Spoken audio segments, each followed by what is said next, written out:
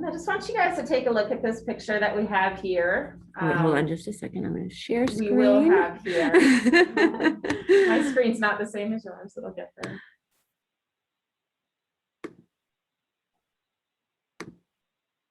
Okay.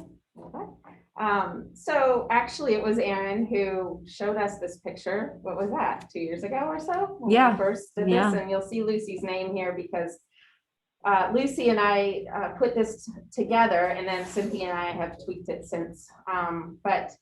Aaron found this image in some Humane Society, we're not even sure, promotional materials maybe. And maybe it was about kids and dogs, or maybe. No, it was just literally saying it was the cover photo for one of our like informative like binders about what we do as a Humane Society. And I was terrified that this was a positive picture. Yes, So yes, I showed it to Whitney immediately. Yeah, so it's really interesting because the Humane Society, the Marisol, thought this was really cute and used it. So we're gonna circle back to this, but most people would look at this and see, oh look, a dog, a kid, isn't that cute? Next slide. Go ahead. So this slide is in here because since I originally put together this PowerPoint with Lucy, both Lucy and I have had babies. This is my little girl, Charlie, and this is Rosie laying with her. Rosie is an HSCC alum that still lives with me, but is moving into her permanent home soon.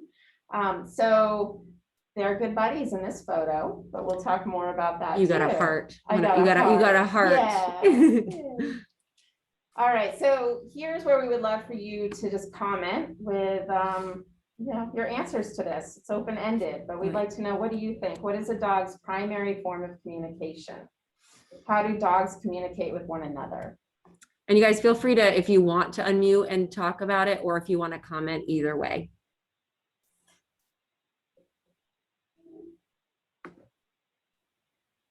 Body language, Bridget says. Any other takers? Barking. Amanda and Alex says.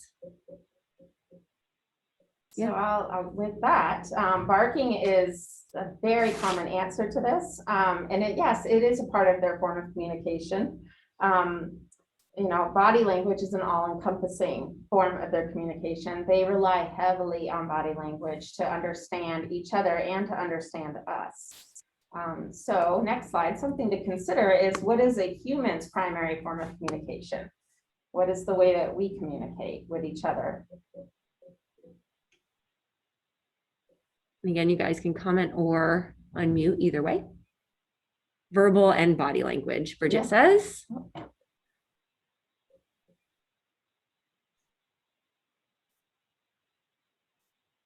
Yeah. Talking, Amanda and Alex says. Yep. So yeah, humans, we rely heavily on verbal and talking to each other, but we also use body language.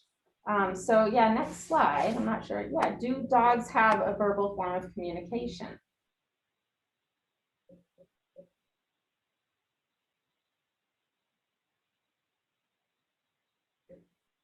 Mine whines a lot, Bridget says. Okay. So this is a little bit of a trick question because the word verbal is in there. If it said, do dogs have a vocal form of communication, then that would include barking and whining and all the sounds that dogs make.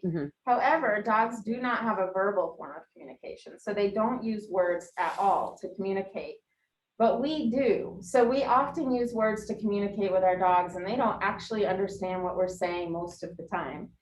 What they are doing is reading our body language in such an amazing way that we kind of trick ourselves into thinking that they're understanding our words, but they actually are mostly understanding our body language. And just side note, that's why so many dogs struggle with coming when called, because they often don't see you at all when you're saying the word come. So if you're interested in learning more about that, you can contact me separately. So we have got to learn to speak dog. That is one of the most important parts of living with a dog, but especially if you have kids. So we're going to go through some images right now to talk a little bit about dog body language and how to read it. So we'll go ahead to the next slide for that. Hold on. This keyboard is very touchy. Sorry, everybody. We're good. So I'm hoping that we're gonna hang out on this slide for a little bit, and I'm gonna have to lean in. Good look. So this is a cool little, I guess, word to remember. Take the dog's temp, T-E-M-P, meaning check out their tail, their ears, their eyes, their mouth, their posture. All of this gives you a lot of information about how they're feeling. So you'll see in all of these images, I think they're on your screen, so it should be pretty easy to see. Different positions that a dog might be in to give you information about how they're feeling. Because again, it's the only way they have to communicate. As you're looking these over and getting a good feel for them, I just will say that very generally speaking, if a dog is very, very loose, they're relaxed. So if they look kind of like spaghetti, they're relaxed.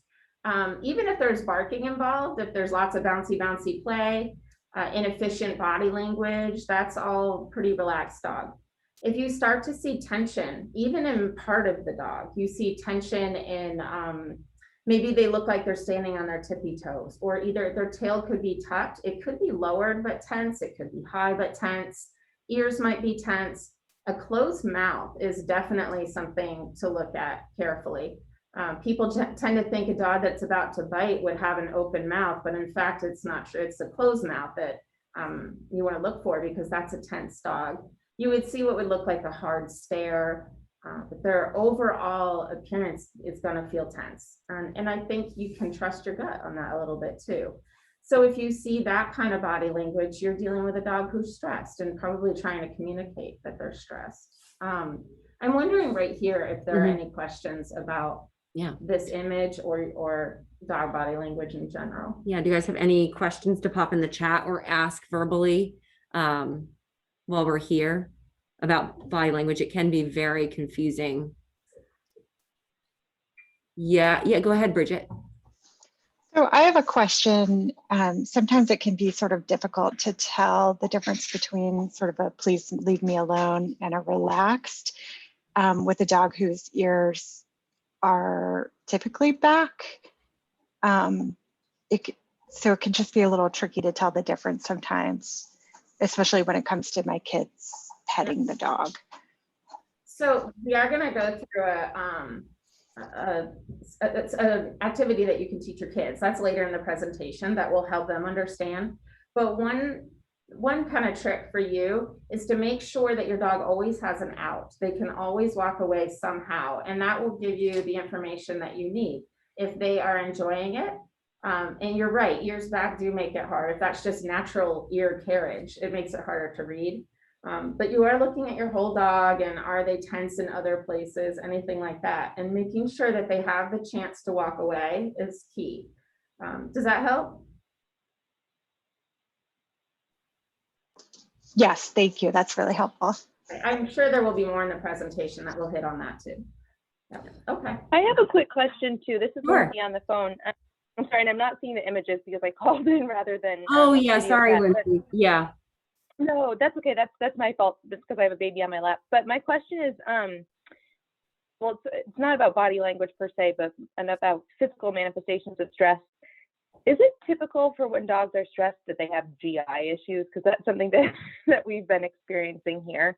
Yeah, that can absolutely. After bringing the new baby home. Yes, that can be part of the picture. It absolutely can. I think it's true of humans too. Yeah.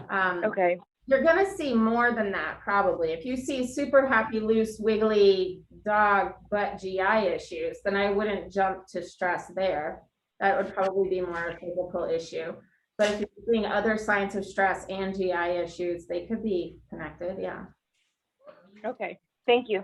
Sure.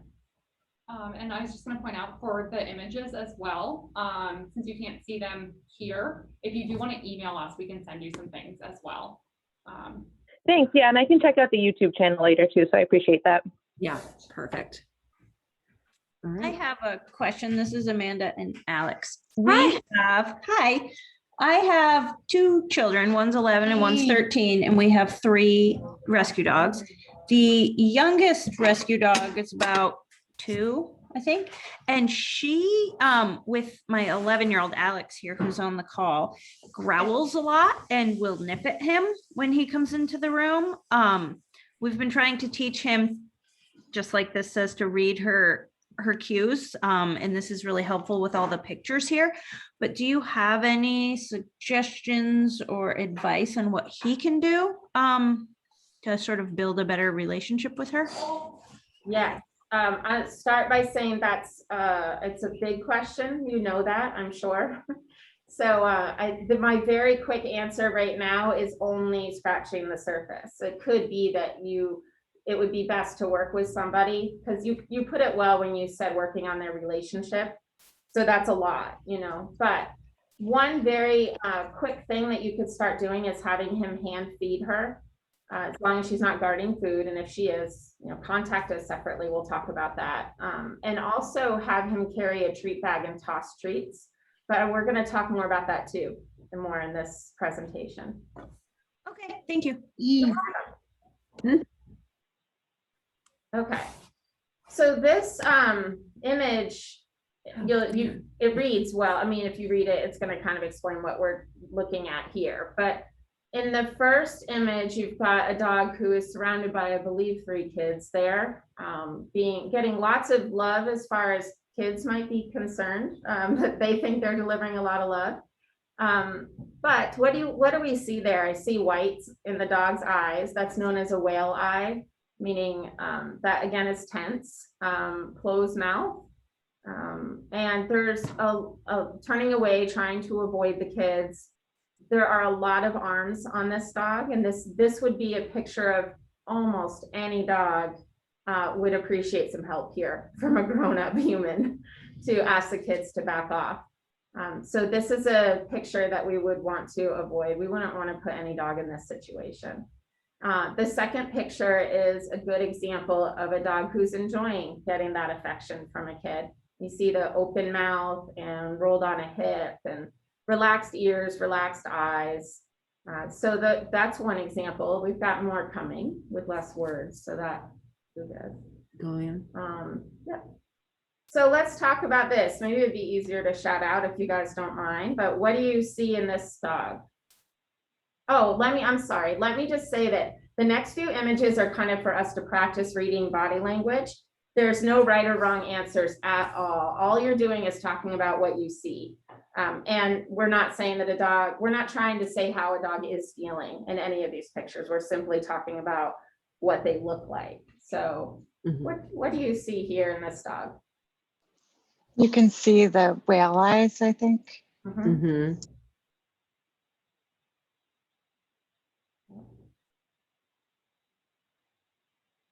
I see a closed mouth. See closed mouth. Yep. How about, I mean, it's a bulldog. Bulldogs are kind of muscular, but there's some tension there in the muscles. Arm around baby, a furrowed brow.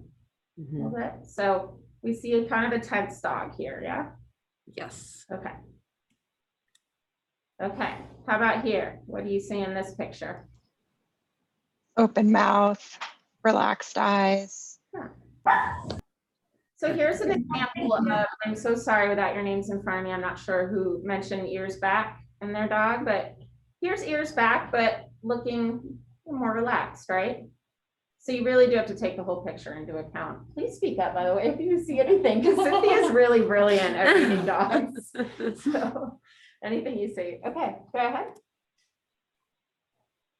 This is one of those memes we see going around that's supposed to be funny that makes Cynthia and I go, whoa. We're gonna ruin social media for you. Yes, yes, we know. This is gives us whale eyes, right? So anyway, this dog, what are we saying here? I can see like the whale eyes. Yeah, that's Yep. Alex. Yes. Thanks, you, Alex. Yep. How about a mouth? Closed mouth. Yeah, pretty tense, pretty obviously tense, right? And some, yeah, okay. Oh. No, I'm sorry. Go ahead. All right, same thing. What are we seeing here? Lip lift? No. Do you see a dog who looks relaxed? No. The leaning away, even though it's not a lot, it's really, to me, screams, I'd rather not be doing this, rather not be here. Yeah. Okay. What do we see?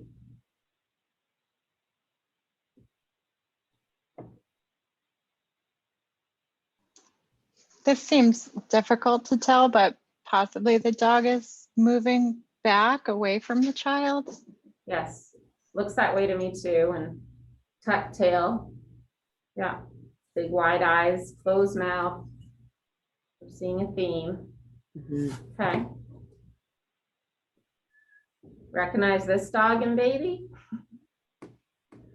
This is my daughter with Rosie from the first slide. And this is roundabout when I started to realize Rosie wasn't feeling the same about her as she once did. Maybe about when Charlie started grabbing and holding and pulling. But here we have pulling away, ears back, wide eyes, and a raised paw, which would show worry.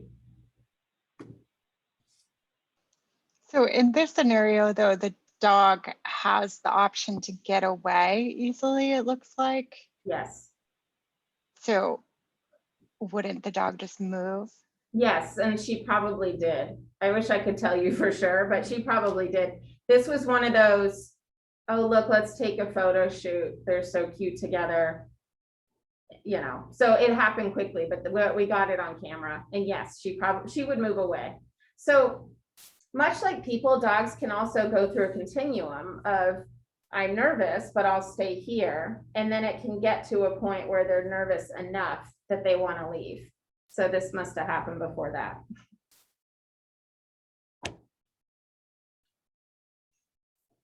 These puppers. Wait, hold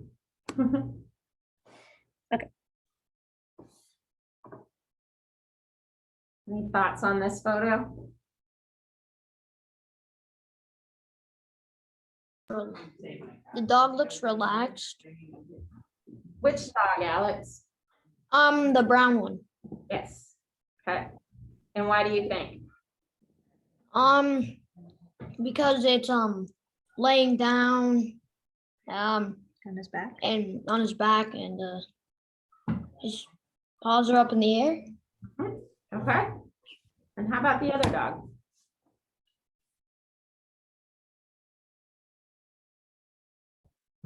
That one's kind of hard to tell. Yeah, you can't really tell. I mean, it looks like it's walking towards the person Yeah. instead of away. So it could be something, but I'm not sure. You're nailing it. I agree. I put this one in here because it gave me a question mark, actually. These photos captured in one moment, you're right, it's very hard to tell. That the black dog could be going at his face or could just be smelling him, right? But I also want to mention that showing a belly is not necessarily, I think this dog might be comfortable. I guess we don't know for sure, but showing a belly is not necessarily comfort. It can also be a form of submission, which means that they are worried. So just keep that in mind. When you see a dog roll on their back and show their belly, that is not necessarily them saying, I'm comfortable with you. So you have to look at the whole picture and consider the whole context. Yes. Okay. Brown dog tail too. Yes, thank you. He looks- Yes.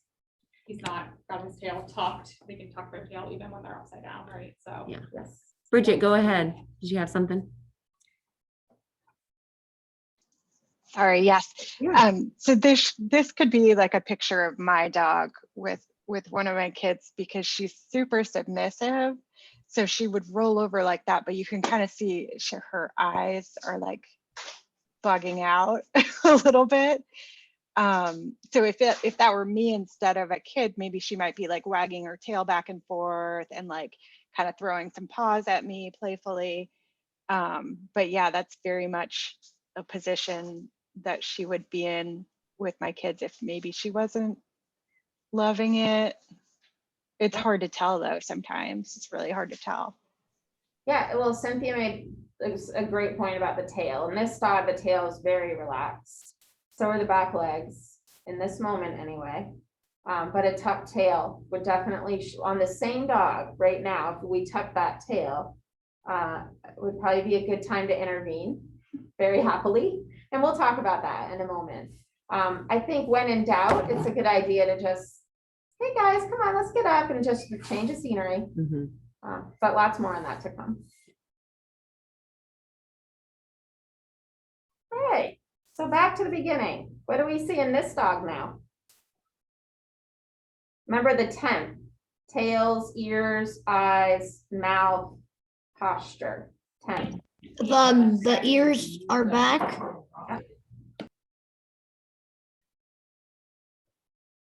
Can't see the tail, right? Yeah. How do those eyes look to you? They're looking at the human, so probably like relaxed or And the mouth, how's that look?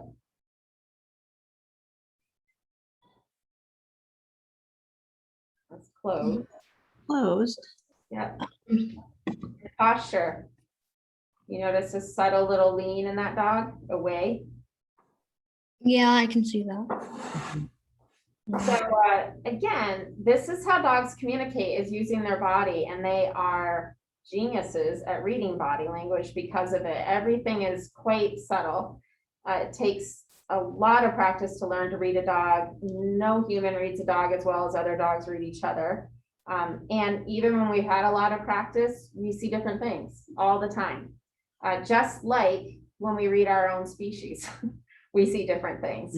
So I just want to impress upon you guys that it's hard to read dog body language, but we've got to really try to assess each situation and consider what the dog is trying to tell us, because it's the only way that they have to communicate with us. When a dog gets into a place, let's take this dog. Let's take this to imagine that this toddler goes from this, where this dog's pretty sure that she, I believe, is telling this toddler, I'm uncomfortable. And the toddler, if we saw him or her progress and maybe get more closer to the dog's face, sit on the floor, or maybe drop something, but something got more chaotic and this dog got afraid, their only choice is to give a lip lift, maybe a snap, maybe a bite. So the problem for dogs is that kids don't read signals very well because they haven't learned to. And so dogs have to escalate their signals in order to be able to communicate how they're feeling to a kid. Of course, kids at dogs level for bites to the face. So that's why that's so common. But that's why we have got to intervene when we start to see just this subtle body language of the whale eyes, the ears, the mouth being closed, the tense body, the pulling away. That's when we have to help the dog. Okay. All right.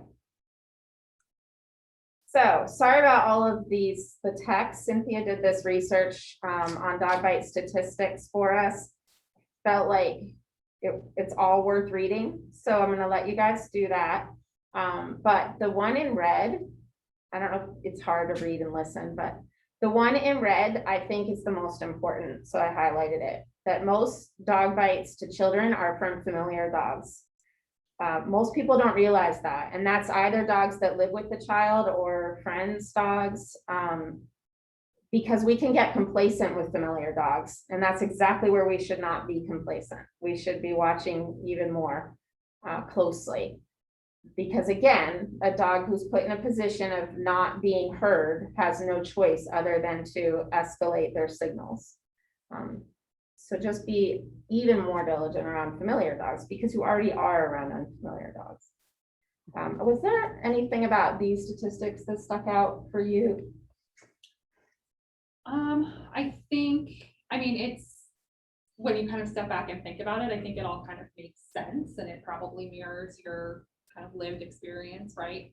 But it really does stick out to me that most of those bites are from familiar dogs, right? Because we tend to think, oh, I don't know that dog, that dog's potentially dangerous, but this is my dog in my living room. I know them, they're fine. they've been fine, it's gonna be fine. But any dog has that ability to bite if driven to that point. So that's why it really is so important to be looking for those precursors. Yeah. Mhm. Yeah. And not even precursors, but I've heard of kids falling on dogs by accident when they're sleeping or when they're eating their food. So protecting the dogs in that, when they're in that zone of relaxation or eating, I think is important too, because I've heard that too. Absolutely. Absolutely. They should have their safe place always. Mhm. And I just want to tell a story. I don't know if it'll land, but last night after I was working on this, I mentioned this to my partner, and we were talking about the familiar dogs and never ever leaving a child alone with a dog and making sure that there's always supervision and just kind of the overall gist of this. And we realized that our dog Cassie was with Charlie while she was sleeping in the bed. We're like, where's Cassie? And the whole time I was having this conversation, my dog was alone with my baby. So that, talk about complacent, right? It's just so easy to do. So we thought it was kind of funny, but also huge wake up call that it's important, I think, to be diligent to make sure everybody's successful. So. Mhm. And it's easy to fall back into So easy. just trusting and So being easy, like, yes. you're fine. She's asleep Yeah. and the dog's in there with her, but it would be as simple as could she wake up and crawl toward her and grab her, and that would scare her, and then the nicest dog in the world would have bit the sweetest baby in the world. Yeah. In the world. In the world. That will be the theme. You guys will see a theme here, but we'll keep going. So 2 keys to success for kids and dogs are training and management. At the Humane Society, we promote reward-based methods, and that means that we use science, and we use, I'm not going to get into the quadrants, but when we say that we use mostly positive reinforcement, that means that we are using mostly reward-based methods to reward behaviors that we like. We do not advocate using aversives, and aversives are anything that the dog doesn't like in order to get behavior. So that could be various forms of correction.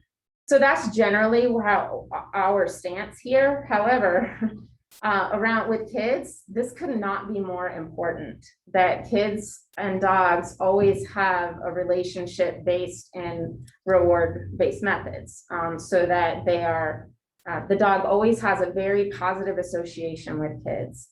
What happens when we start using any kind of aversives, I'm going to say a squirt bottle, for example, for jumping up, let's say, is that in the beginning, it might work and it might seem like that fixed it. And it's usually pretty far down the line. It could be months or years later that you see fallout from that, because a dog has gotten afraid, and fear leads to aggression. The last thing you ever want is for that to be directed at a kid. So it's extremely important that everything surrounding kids is positive for dogs, that it means good things. Kids always mean good things. So again, more on that coming, but do you want to say anything on methods? And I think one thing that's worth pointing out is using reward-based methods doesn't mean you're letting the dog have free run of the house and do whatever they want. We can take away things that are problematic. We can set them up for success, and we can use those management pieces to better control that environment so that those reward-based methods are easier to implement and more successful. Yeah, so the management is exactly what Cynthia's saying, is making sure that the environment is set up in a way that makes everybody successful. I have 4 baby gates just between my front door and my living room. So there's gates all over. Now, granted, I have a puppy business too, but there's gates all over the living room. There's gates in the first part of the house, and then through the kitchen, and then to the living room, because that gives me pockets of areas for the dogs.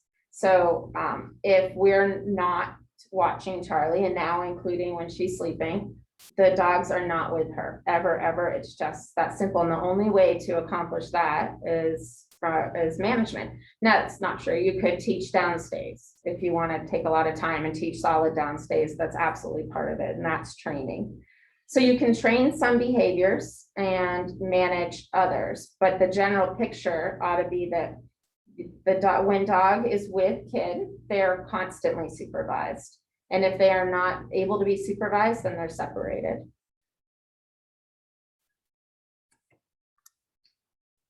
So preparing for baby, this was written before I had one. And so rereading it was like, how'd I do? So cued behaviors are what we're talking about in training, and a few cued behaviors that can be very helpful are a solid sit stay, a go to your bed and stay, get off of things, and a drop it, leave it. It should be known that in order to teach any cued behaviors, you have to practice in lots of different environments because dogs don't generalize well. So if they learn it very well in the living room, but then the baby is present, that can change the context enough that you also have to teach it in presence of the baby. So it does require a lot of practice, but well worth it. And then we were already touching on developing positive associations. So baby equipment and noises.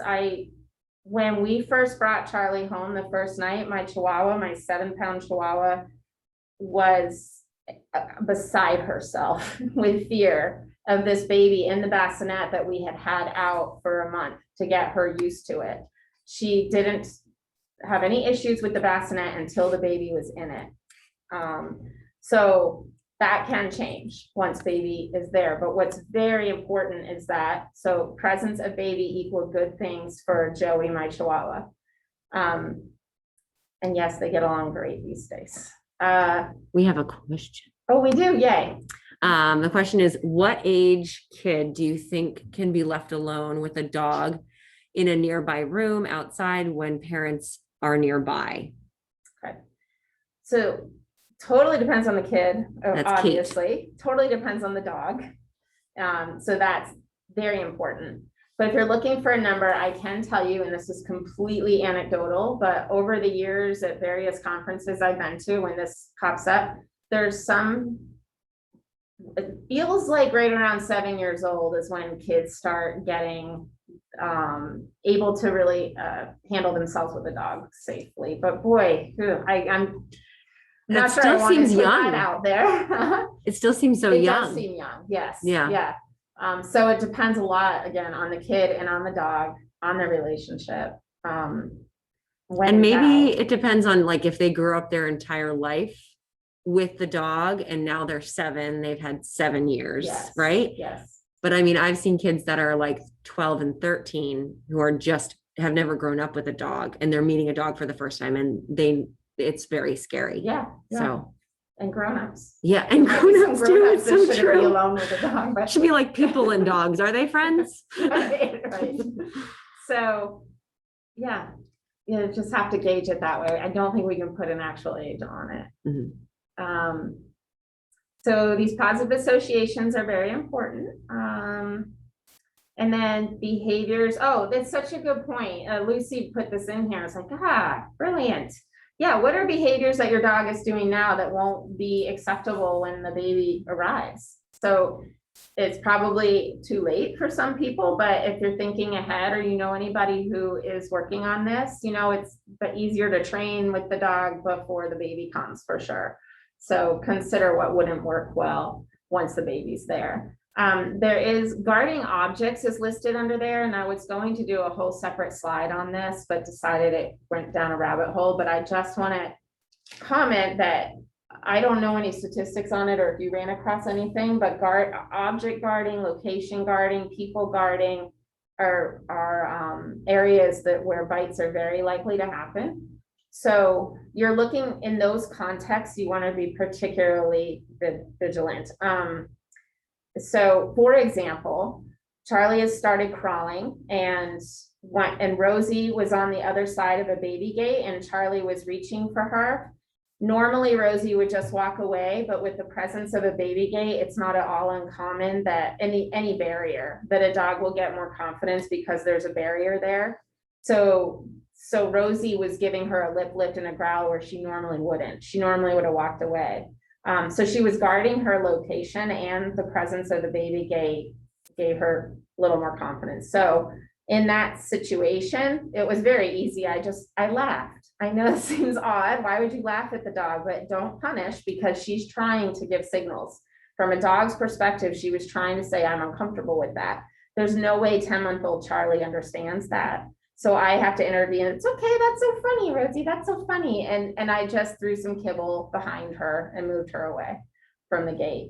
But that was an example of a context where guarding could be playing a pretty big role. Can you explain what guarding is? Because Yeah. maybe some people don't know what that means. So if I'm a dog and I care about this water bottle, I might be hard staring, I might be growling, I might be just lip lifting. And if Cynthia continues to come to me, I'm gonna have to bite. I'm gonna have to, because I've already warned and warned and warned. And I mean, some dogs might just walk away. Most are being pushed to a point where they feel like, I told you, I told you, I told you, I told you, and now I have to fight. Mhm. So contexts where you're likely to see guarding are gonna involve objects, sometimes people, and sometimes locations like a couch, or if the dog doesn't have a way out of a certain situation. These are all things where it's really important to intervene in a very positive manner. Dogs should never be in trouble for their behavior around kids, even if they're in the wrong. They should never be, because they're trying with their own doggy way to communicate. Good. Okay, Okay. unless there are other questions. So yeah, some of this is kind of a repeat of the one before, just that a lot of what we've just talked about is helpful at all stages. And yeah, cue behaviors, and let's see if there's anything new. Oh yeah, the kid noises. So as a baby, or if you get more kids in the house, then yeah. So I'm trying to think, I see skateboards on here, sports equipment. If there's just general hubbub and chaos, it's a good time to have your dog somewhere where they're comfortable and they're getting maybe a peanut butter Kong or something really good is happening to them. They should have access to a crate. They should always have access to somewhere safe. They shouldn't be expected to be in the mix. Also consider that if you want your dog to, say you've got kids over and you want to give your dog a chance to be around them, perhaps if kids are there for 2 or 3 hours, you just do 10 minutes where you can be completely focused on your dog and they're getting lots of good rewards. It's all very positive, and then they go somewhere for a little while. You could increase the time if you see that they're comfortable, but that's a far better situation than to just kind of let the dog out and see what happens. And then maybe something scary happens to them. So just focus on the dog in those kinds of chaotic situations, I think. I think maybe worth touching on too, because we have a note here about getting the dog comfortable with being confined by gate, crate, tethers, and how we're managing that crate space for the dog, or whatever their space is. Giving that dog their space that is theirs alone. It's not doubling as the jungle gym or the kids' fort or whatever. So that if that dog is feeling overwhelmed by, you know, the rowdy game of tag or the loud video games or whatever we have going on, that they have that safe place to retreat. They're not going to bump into the other kid who's already hanging out in the crate because it's their new blanket fort. The dog has that spot. They know they go there. They're left alone. There's no fingers in the crate. There's no, you know, there's no kind of other harassment going on there. They just have that space that's theirs. Yeah, super important.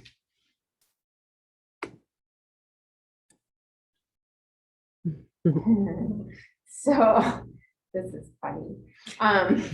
But this is also a reminder, we're going to talk a little bit about a dog's experience with kids. So it's not just, you know, the kids are experiencing the dog, but it's important that, for example, and I meant to say earlier, I told Cynthia it's going to be impossible not to talk about my last 10 months having had a baby and the dogs. So a lot of this is, but learn now that, and by the way, I knew nothing about babies before I had one. I only knew about dogs. So that's a different perspective. But once there was a lot of starting to tug, grab and pull, it is really important to me that my dogs don't get afraid of Charlie at any point. So if something like that happens, my dogs get a big, oh yay, look at what you did, look what just happened, here's a bunch of kibble or treats or something yummy for you, and make sure that they can move away from her. And then there's a whole lot of management to prevent it as much as I can in the first place. So dogs become more, they become fearful of kids when things like this happen to them, obviously. So we have to train the kids as much as the dog. And this is a little bit about that. So what do dogs experience when they meet a baby? What do you guys think? And again, you guys can either comment or unmute and chat with us either way, whatever you feel comfortable with.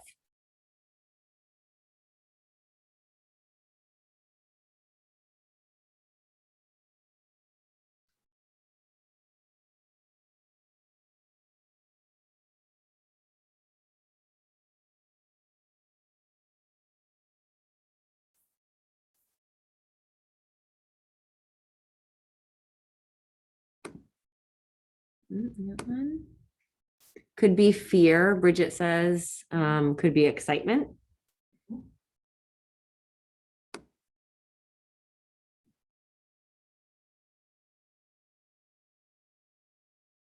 We'll go with that. Okay.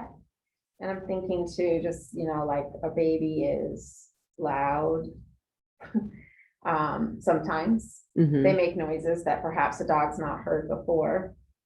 Depending on their age, they're maybe grabbing, pulling, Smells. Yep. Okay, so we'll go to the next slide as we think about that. And what do dogs experience when they meet a toddler? Like, I mean, less emotional and more like, what's a toddler like to a dog?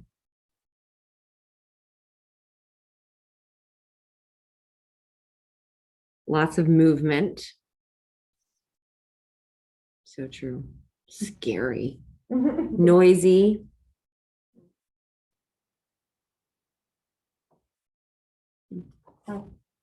And unpredictable kept coming up for us when we think about toddlers and how dogs need a lot of predictability and toddlers are not at all predictable. So that can be, sure, that could create fear for a dog. And whatever it is, like they're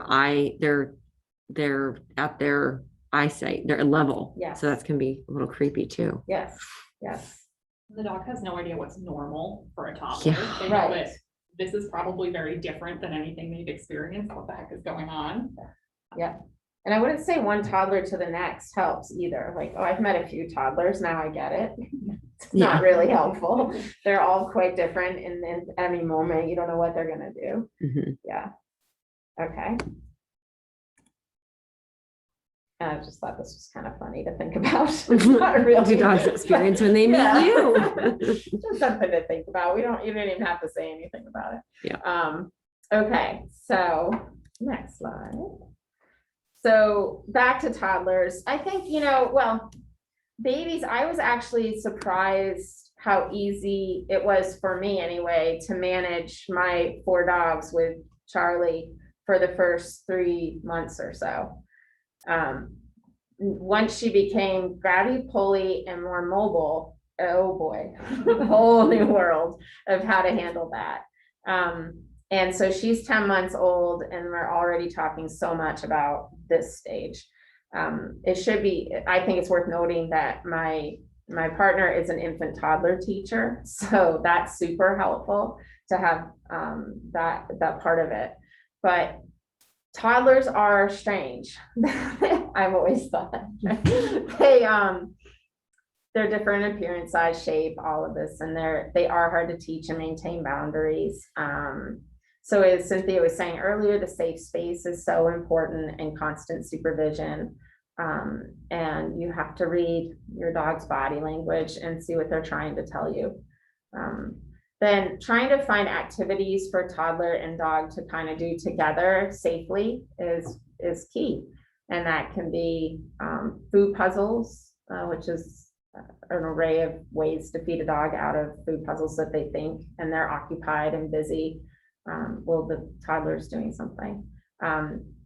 One fun trick I've done in lessons before, depending on the age of the kid, is that to put a leash on the dog between the grown-up and the dog, and then add a second leash for the kid to hold so that they get to hold something, but the dog's still attached to a grown-up.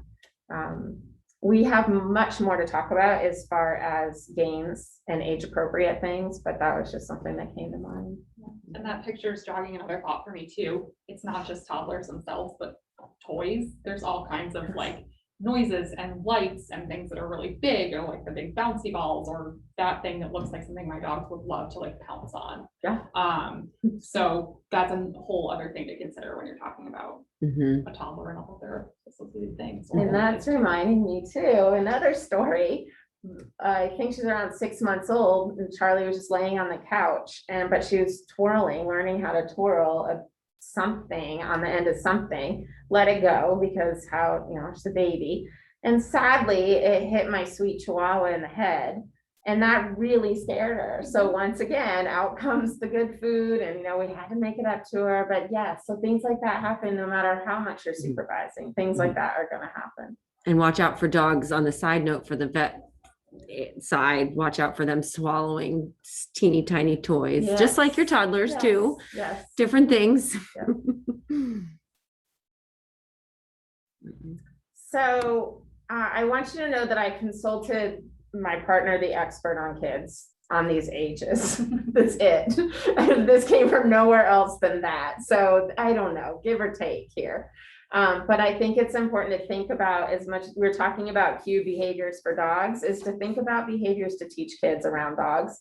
And I mean quite specifically, the same as you would ask a dog to sit and expect them to sit. These are behaviors that I would kind of think you would say to a kid, there's this gentle and here's how to do it. Mhm. So we've been working on gentle with Charlie, and hopefully we'll get it one day.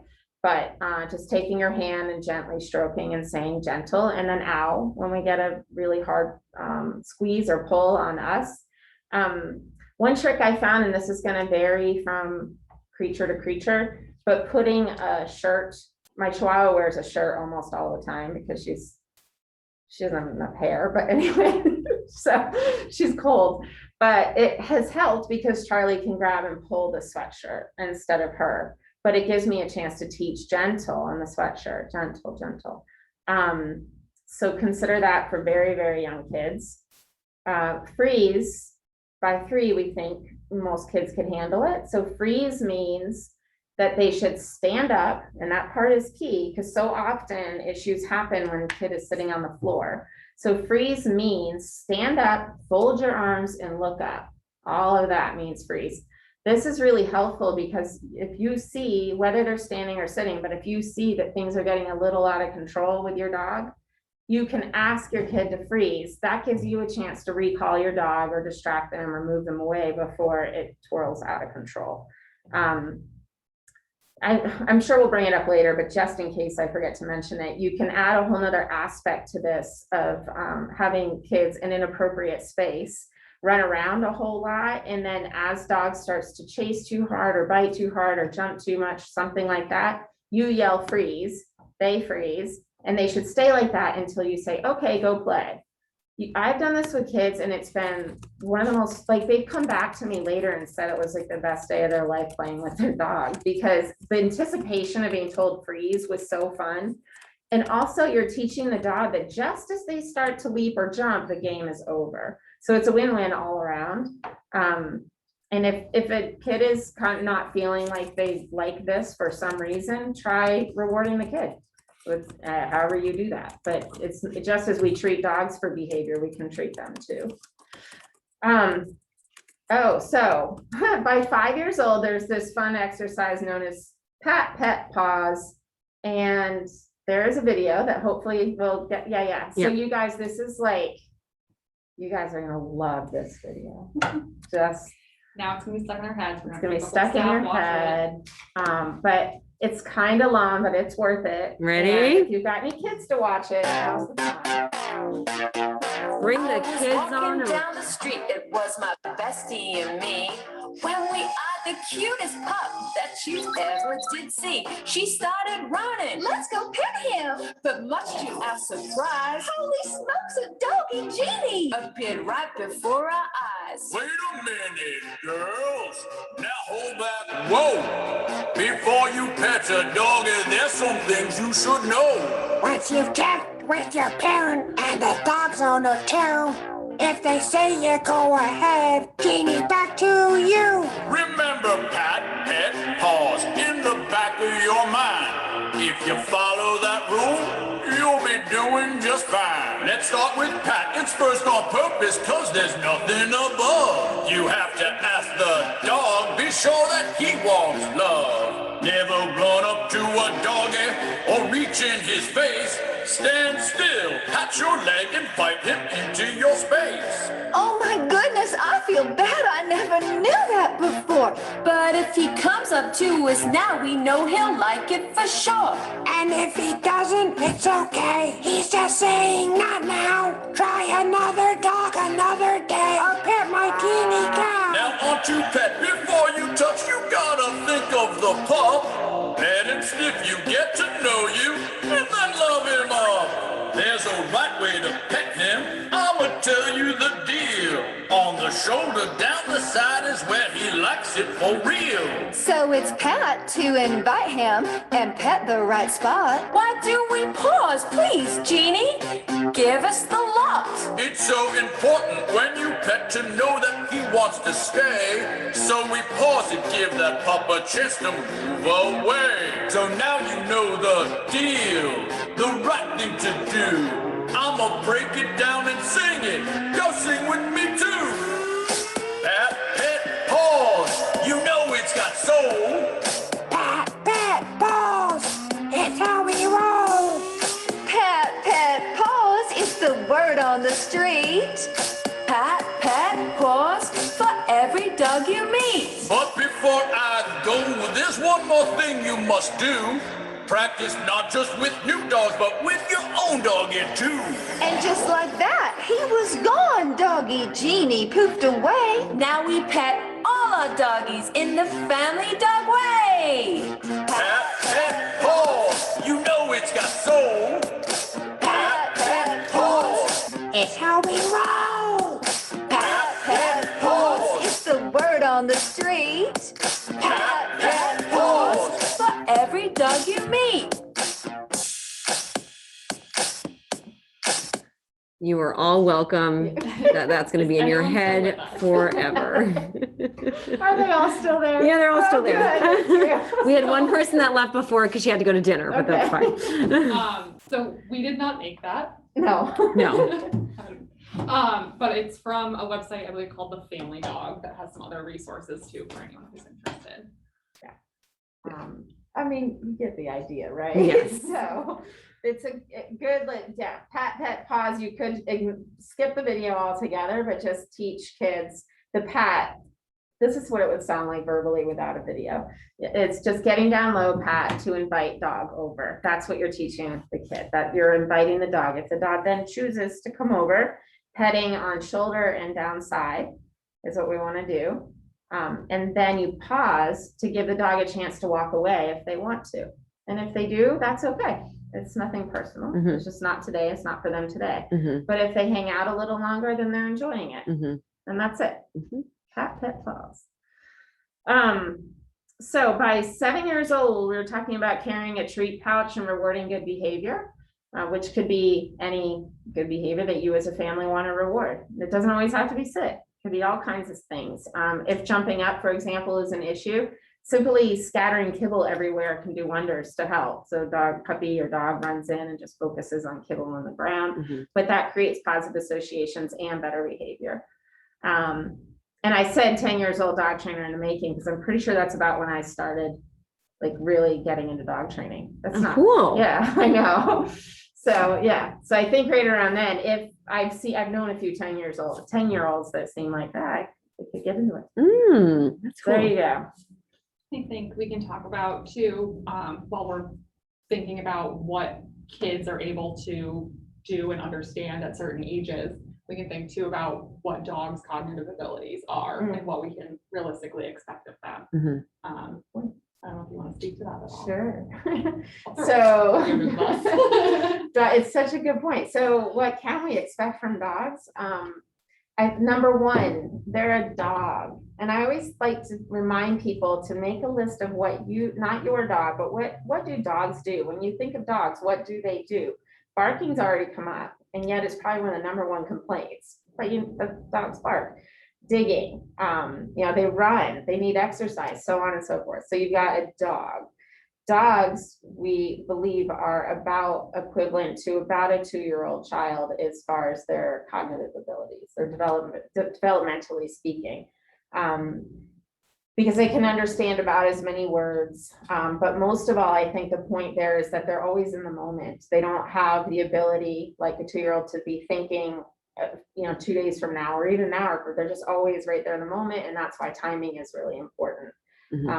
Dogs don't do things out of spite. They don't do things like you left the house and now they're mad, and so they're going to show you they're mad.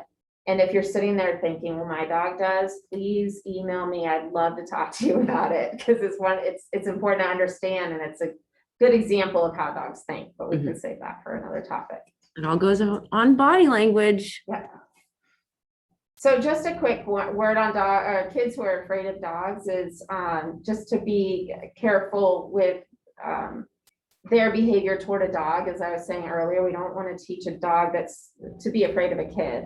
So no kicking or hitting or anything like that, because they're afraid. You were talking about. And what is a dog to a little kid? Maybe this kid has never seen a Newfoundland before, and that's this giant fuzzy thing that's like way bigger than any dog they've ever seen before. Or kind of that exceptionally exuberant 2-year-old dog who's just like bouncing and wild and ready to play with all the things, or the dog who's really grabby for treats. They're not all a monolith either, so we want to think about what that looks like from a kid's perspective. Right, they're all every dog is a different experience too. And do you want to talk about the sheltering, what you were saying yesterday, how kids might respond to a dog here? Yeah, so we're constantly introducing all kinds of adopters and families and kids to dogs here. And what we see a lot are maybe this 2-year-old dog, large breed dog. They are so excited to come out of their kennel. They are like bouncing and jumping and twirling, and they're super excited to meet new friends. And oh my gosh, these people have treats and this is great. And it's beautiful outside.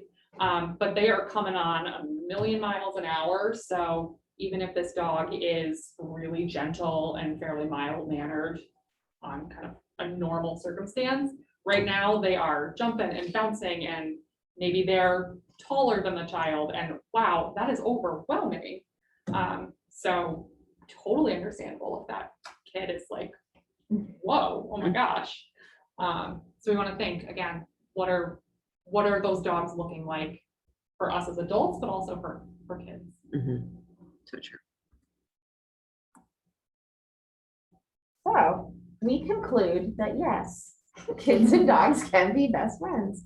And that some of the things to focus on are to model respectful and compassionate behavior, reinforce your child, reward your child for making good choices, and playing games. So some of the games that I'll talk to you about, the recall game is one of my favorites to play with kids.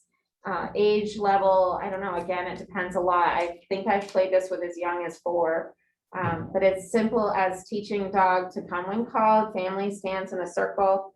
I did this once at a family gathering for my in-laws, and it ended up, I don't know, there were like 20 of us calling their new German Shepherd puppy, who they named Christy.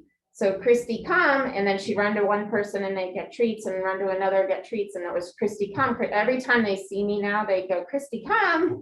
It's like so ingrained in their head. So it's really good practice for the dog and for kids. Plus it gives the dog a ton of exercise. So recall game is really fun. Hide and seek would look like you're maybe distracting dog with treats, and kids go hide and then call the dog from a hiding spot. And then when the dog finds them, they win. Use cardboard boxes if you want, things like that are fun to hide in. So that game can take on all kinds of looks. Targeting is a fun exercise. I would say YouTube it maybe to look at some videos on how to do it, but that can be fun. And Find It is simply hiding treats and sending dog to go look for them. Red light, green light is that game I was talking about where kids would play and dog might run and chase and then you'd yell freeze. And I didn't bring a flirt pole because you had such a good looking one and then I bet it's downstairs. But Google flirt pole. A flirt pole looks like a giant cat toy. And so it's a wonderful toy for kids and dogs because dog can chase and bite at something, but there's a distance between the kid and the dog. And you can make something similar just out of a long rope with a toy at the end for kid to run around with. If you have multiple kids, I suggest they all get a toy. Just from personal experience, I learned it goes better if all the kids have a toy. So yes, tug and fetch and flirt pole are great toys to work with pups too. So yeah, there's Charlie and Rosie. I like to remember them like this. So that is the end of my contribution, I think.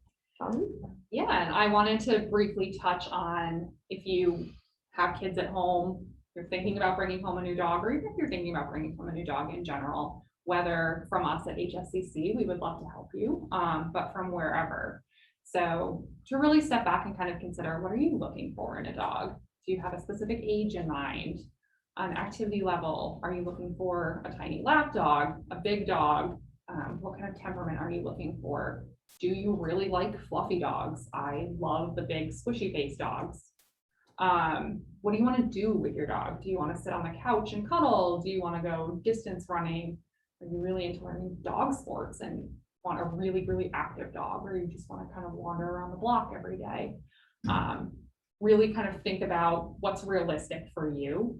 When you have that dog in front of you, it is really easy to say, I love him, I'll do whatever he needs. But think about what that's going to really mean for you and for your life. Yeah. And then looking specifically at bringing home a new dog to integrate into a family with children, or where there will be children visiting, where there may be children in the future. Definitely some things to consider. So if you're considering adopting an older dog, maybe they have history with children, maybe they don't. And are you comfortable with that question mark, or do you really want something that's a little bit more of a sure thing? Although, as we've talked about, we want to avoid all those situations where even a dog who has a really excellent history with kids might be kind of pushed over their threshold. I note history of other animals too, because if we're thinking about children being present, two large dogs who are maybe not best friends, what does that look like for that kid who might be kind of caught in the middle of that scenario?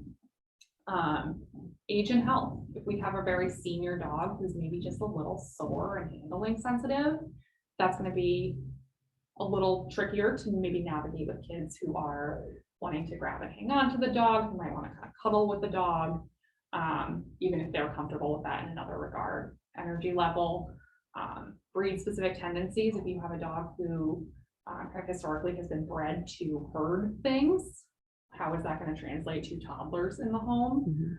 And if there are known behavioral concerns, if you are up for working on maybe some resource guarding behaviors with a dog, that's much easier for me to control, for me to communicate to other adults than to address with a child in the home who maybe has not the ability to kind of read all those signals, follow a specific training plan, all of those things. So really, again, thinking about what works for you. These are all HSCC alums. Just had to add some cute pictures. I don't know why he showed up late. He showed up late, just because save the best for last.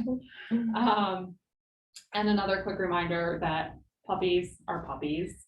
So if you are thinking about adding a puppy to the family, awesome. Puppies are amazing.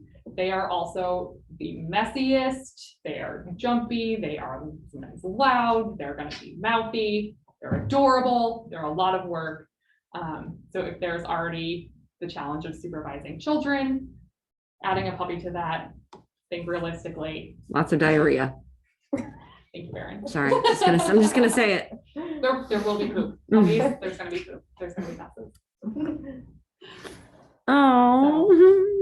Yeah. These are all of our HSCC alumni babies. Alumni babies, sure. Staff babies? Yeah, staff babies. 3 of our staff members got knocked up at the same time. And here's the result of that. Oh, So, yeah. questions? Yeah, I will stop sharing screen so they can see your beautiful faces.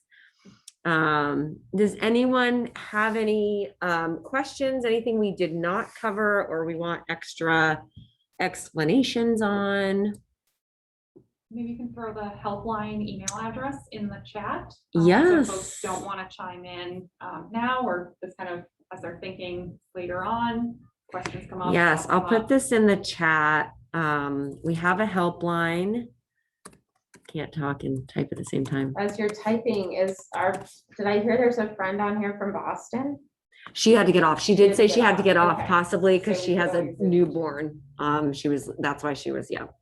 But I know her mother, so I will be Okay. reaching out to I her. mentioned that I too just got through newborn, so she wanted to reach out to me. Oh, yes, I will give it. Yeah, totally. But yeah, so we have a helpline if you guys are running into some, questionable issues or behaviors that you just can't seem to decode or just something that you want to ask.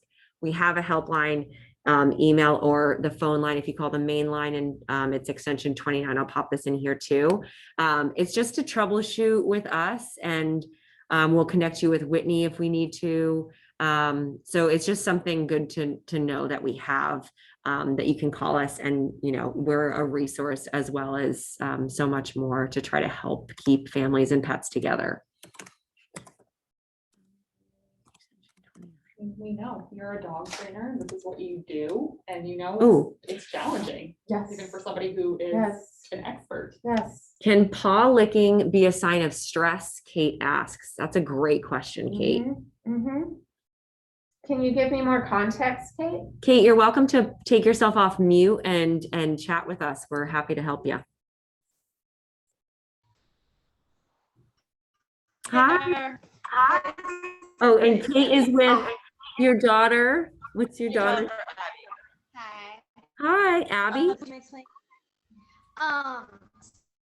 So since our dog paws kind of chews at them and licks at them, and I was just wondering if it could be because he's anxious or stressed or something. We said that Monzo, the dog, is a 14-month-old Newfoundland. Abby's the oldest of 4 homeschooled kids. So when you talked about the guy, I was like, yeah. Yeah. Are you? Ooh, you're breaking up a little bit, Kate. I think we heard the most of it. Can you tell us when the paw licking is happening? Yeah. What do you think? All day. I haven't seen it in a while, but He's actually, yeah, it hasn't been. which enough- might be because he has. Yeah, he's currently recently. It was just part of a constellation of jumpiness. I think he's had a hard time adjusting to being in such a busy house. But I was just wondering if that, oh my gosh, that's a big, or more like we just has some, physical irritant. Allergies. I mean, it is spring too, so. Absolutely. Yeah. It's a tough one. I think, yeah, absolutely. Paw licking can just be allergies. So I want to rule that out and try to do. But we are seeing other signs of stress. One we really talk a lot about is panting when a dog normally wouldn't be, or drooling, excessive drool, pacing to get, especially around exits. But just make sure that I'm not sure if your dog's a boy or a girl, just make sure that they have a place to go, as we've mentioned a few times, where they feel safe. And if you're seeing other signs of stress, it could be that the paw licking is also another outlet for that. But if it's just isolated and everything else seems pretty comfortable and relaxed for the dog, I would probably think it's more physical, but it's a tough call. Any other questions?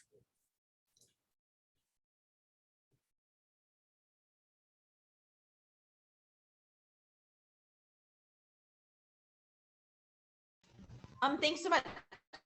We're gonna go dinner. This was great. Yeah, thank you guys. Thank you all for joining. We're really thrilled that you all joined us. And if you have any questions, I'll pop my email in here. And you guys can feel free to email me and I can set you up with Whitney if you would like. She's great. She's a wonderful trainer. If you guys need anything at all, feel free to shoot me an email. But again, use our helpline. I also get those too. So if you email the helpline or email me, it doesn't matter. I hope you'll be watching recording. Yes, yeah. So we have, again, we'll have this on the YouTube channel. We have our YouTube channel. There are two, one is old, one is new. So it's the Humane Society of Chittenden County, all spelled out on YouTube, is our new one. And we have our, all of these will be on that channel to watch at your leisure. So thank you all so much for joining. You guys want to wave and be awkward and awesome? Thank you all so much. Have a great evening. Enjoy the spring weather. Thanks, guys.